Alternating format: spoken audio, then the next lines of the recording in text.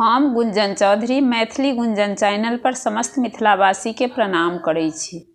आइ हम एकटा भोला बाबा के गीत लऽ कऽ उपस्थित छी। आशा करै छी जे ई गीत अहाँ सबके जरूर पसंद आयत। जय मिथिला, जय मैथिली।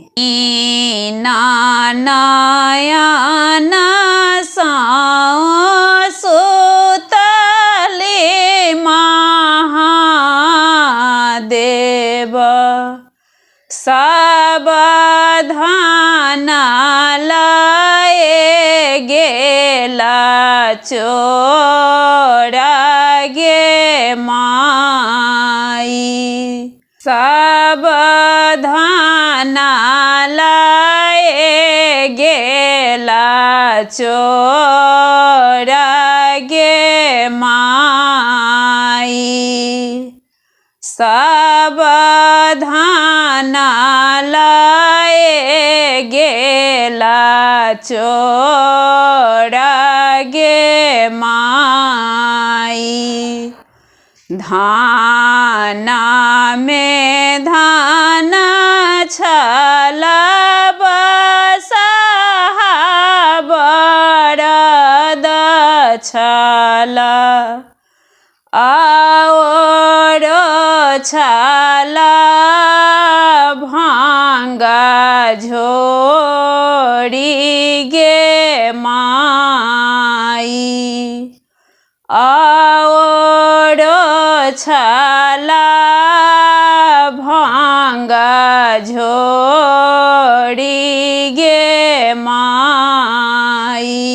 खोजी जही लाएब हम बसहा बरद के, कहाँ से लाएब भांगा झोरी गे माई, कहाँ से लाएब भांगा झोरी गे माई। भानहि विद्यापति सुनो हे मानाइन, इहो छथि त्रिभुवन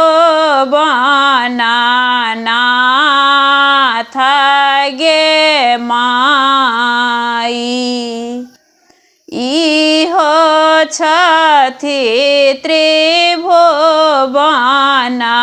नाथ गे माई। तीन नयन सुतल महादेव, सावधान लए गेला चोर गे माई, सावधान लए गेला चोर